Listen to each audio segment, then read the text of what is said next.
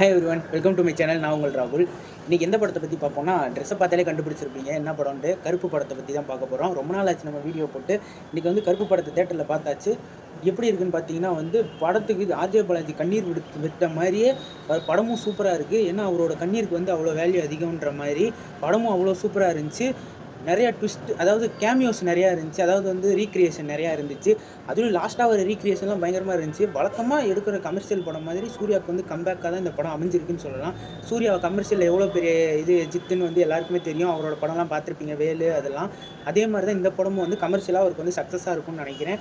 அதே மாதிரி ஆர்ஜே பாலாஜி பிரிச்சுட்டாரு. அவருக்கெல்லாம் வில்லன் வருமா, வில்லனிசம் அப்படின்னு பார்த்தோம். நல்லா நகைச்சுவை கலந்த வில்லன்னு சொல்லலாம். நல்லாவே நடிச்சிருக்காருன்னு சொல்லலாம். த்ரிஷாவும் அதே மாதிரி சூப்பராகவே பண்ணியிருக்காங்க. அவங்க கொடுத்த ரோல் நீட்டாக பண்ணியிருக்காங்க. பெரிய அளவுக்குலாம் அவங்களுக்கு வேலை இல்லை. குறிப்பாக சொல்லணும்னா மலையாள ஆக்டர் இந்திரன்ஸோட பர்ஃபார்மன்ஸ் சூப்பராக இருந்துச்சு. அவர் பொண்ணாக நடிச்சிருக்க பினூன் கேரக்டரில் பண்ணியிருக்க பொண்ணோட ஆக்டிங்கும் சூப்பராக இருந்துச்சு. அவருக்கு அப்புறம் தான் இந்த கதையை ஆரம்பிக்கும்னு சொல்லலாம்.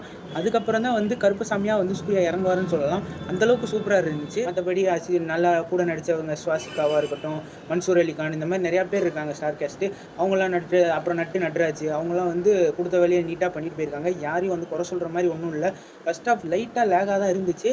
பட் சில சீன்ஸ் தேட்டர் மூமெண்ட்ஸ் வச்சு அவ்வளோ ஹைப்பாக ஏற்றி படத்தையும் நல்லா கொண்டுட்டு போயிட்டாங்கன்னு சொல்லலாம். கண்டிப்பாக மே மாதம் லீவில் இருக்கிறவங்க இந்த படத்தை என்ஜாய் பண்ணி பார்ப்பீங்கன்னு தெரியும். அவ்வளோ தேட்டர் மூமெண்ட்ஸ் இருக்குது. சூர்யா சாரும் பிச்சிடாரு நடிப்பில். அதே மாதிரி அவர் கருப்பசாமியாக இறங்குற போதெல்லாம் கூஸ் பம்ப்ஸாக தான் இருந்துச்சு. காந்தாராவே மறுபடியும் பார்த்த மாதிரி இருந்துச்சு. அதே மாதிரி சூப்பராக இருந்துச்சு. ஃபேமிலியாக கண்டிப்பாக வீக்கெண்டில் போய் என்ஜாய் பண்ணி பார்க்கக்கூடிய ஒருத்தான படம்னு சொல்லலாம் கருப்பு. முடிஞ்சால் இந்த வீக்கெண்ட் ட்ரை பண்ணி பாருங்கள்.